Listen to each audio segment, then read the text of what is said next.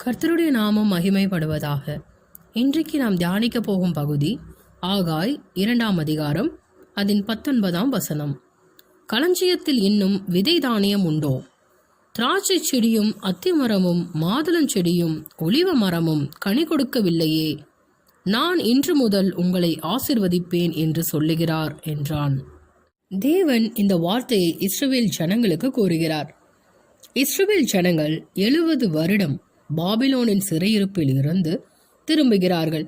திரும்பின பிற்பாடு இப்போது எதற்கு ஆலயத்தை கட்ட வேண்டும்? ஆலயத்தை கட்டுவதற்கு சரியான நேரம் வரட்டும் என்று அவர்கள் காத்திருக்கிறார்கள். அப்போதுதான் ஆகாய் தீர்க்கதரிசி மூலமாய் தேவன் பேசுகிறார். அவனவன் தன் தன் வீடுகளில் நீங்கள் நன்றாய் குடியிருக்கும் பொழுது கர்த்தருடைய வீடு பாழாய் கிடக்கிறதே, அதை எடுத்து நீங்கள் கட்ட வேண்டும் என்று தேவன் ஆகாய் மூலமாய் மக்களுக்கு கூறுகிறார். ஆம், தேவ ஜனங்கள் தேவனை காட்டிலும் நம்முடைய தேவைகளுக்கே முக்கியத்துவம் தருகிறோம் என்று தேவன் நன்றாய் அறிந்திருக்கிறார். அதனால் ஜனங்களுக்கு அவர் செய்தது என்ன? திரளாய் விதைத்தும் கொஞ்சமாய் அவர்கள் அறுக்க வேண்டியதாய் இருந்தது. புசித்தும் திருப்தியாகவில்லை, குடித்தும் பரிபூர்ணம் அடையவில்லை, வஸ்திரம் உடுத்தியும் குளிர் விடவில்லை. பொத்தலான பைகளில் போடுவது போல சம்பாத்தியம் எல்லாம் முடிந்து போகிறது. அதிகமாய் வரும் என்று நினைக்கிறோம், ஒன்றும் கிடைப்பதில்லை. அறுத்து வீட்டுக்கு கொண்டு போக வேண்டும் என்று நினைக்கிறோம், அவையெல்லாம் கர்த்தரே ஊதி போடுகிறார். நிலத்தின் மேலும் மலைகளின் மேலும் தானியத்தின் மேலும் புது திராட்சரசத்தின் மேலும் எண்ணெயின் மேலும் பூமியில் விளைகிற எல்லாவற்றின் மேலும் மனுஷரின் மேலும் மிருகங்களின் மேலும் எல்லாவற்றின் மேலும் கர்த்தர் ஒரு வறட்சியை வருவித்தார். தேவனுடைய ஆலயம் கட்டப்பட வேண்டும் என்பதே தேவனுடைய நோக்கமாயிருந்தது. அப்போதுதான் ஒரு மனுஷனுக்கு வறட்சியை அவர் கட்டளையிடுகிறார். நம் வாழ்க்கையில் வரும் வறட்சி, வெறுமை, இவைகள் எல்லாவற்றிற்கும் காரணம் என்னவென்றால் நாம் நம்முடைய ஆலயத்தை சீர்படுத்தவில்லை என்று அர்த்தம். தேவன் விரும்பும் ஆலயம் நம்முடைய சரீரமே தேவன் தங்கும் ஆலயமாயிருக்கிறது. நம்முடைய ஆலயத்தில் நாம் செய்யும் வேலைகள் கர்த்தருக்கு பிரியமாய் இருக்கிறதா என்று சோதித்து அறிய வேண்டும். தேவன் விரும்பும் ஆலயமாக நம் சரீரத்தை நாம் மாற்றிக்கொள்கிறோமா? அப்படி இல்லை என்றால் நம் வேலையில் ஒரு வறட்சி, குடும்பத்தில் ஒரு வறட்சி, நம்மை சுற்றி இருக்கிற எல்லா சூழ்நிலைகளும் ஒரு வறட்சி உண்டாகும். அந்த வறட்சியை கர்த்தர் கட்டளையிட காரணம் என்ன? நம்மை நாம் சீர்திருத்த வேண்டும் என்பதற்காக. நம்மை நாம் சீர்திருத்துகிறோமா?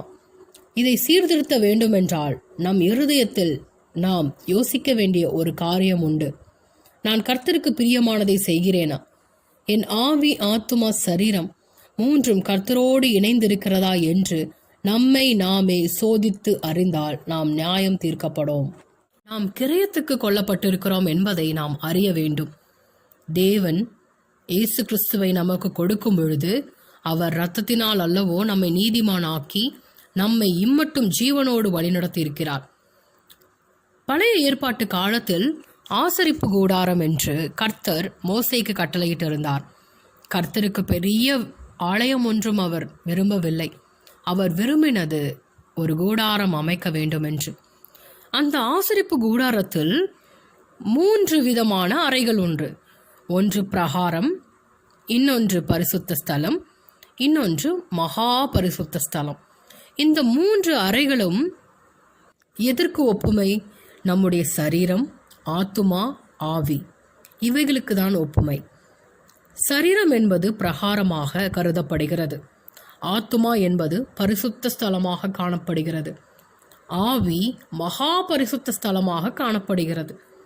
இந்த சரீரத்தில் நாம் செய்கின்ற பாவங்கள், கண்வழியாய் செய்கின்ற பாவங்கள், வாயின் வார்த்தையினால் செய்கின்ற பாவங்கள், கைகளினால் கால்களினால் நம் சரீரத்தில் செய்கின்ற பாவங்கள் எல்லாம் தேவனை துக்கப்படுத்தும். அதுபோல ஆத்துமா பரிசுத்த ஸ்தலம், அது நம்முடைய சிந்தையில் செய்கின்ற பாவம், அசுத்தம், இச்சை, மற்றொருக்கு விரோதமாய் யோசிக்கின்ற தீங்கான சிந்தனை, கவலை, இவைகள் எல்லாம் ஆத்துமாவில் செய்கின்ற பாவம்.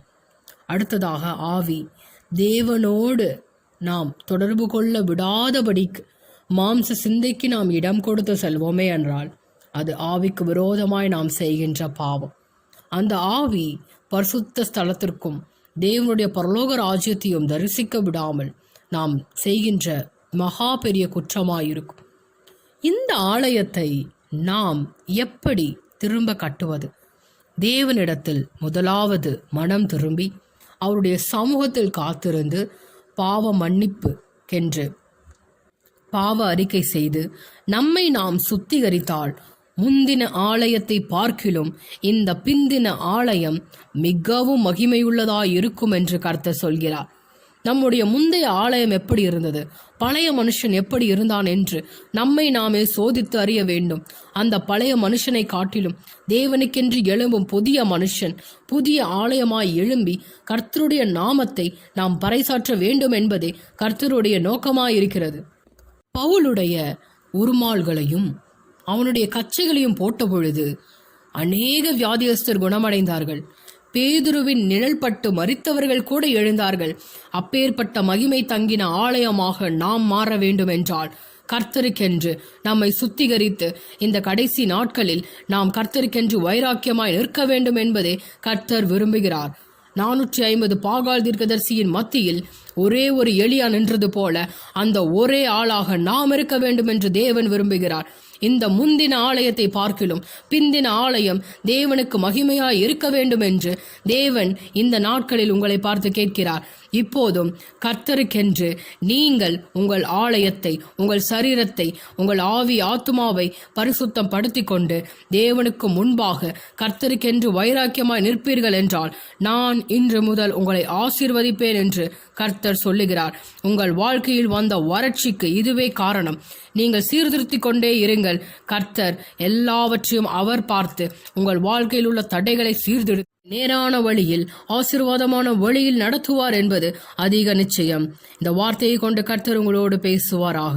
உங்கள் ஆவி ஆத்மா சரீரம் முழுவதும் நம்முடைய கர்த்தராகிய இயேசு கிறிஸ்து வரும்போது குற்றமற்றதாய் இருக்கும்படி காக்கப்படுவதாக. இயேசு கிறிஸ்துவின் 2ஆம் வருகைக்கு ஆயத்தமாவோம். ஆமேன், ஆமேன்.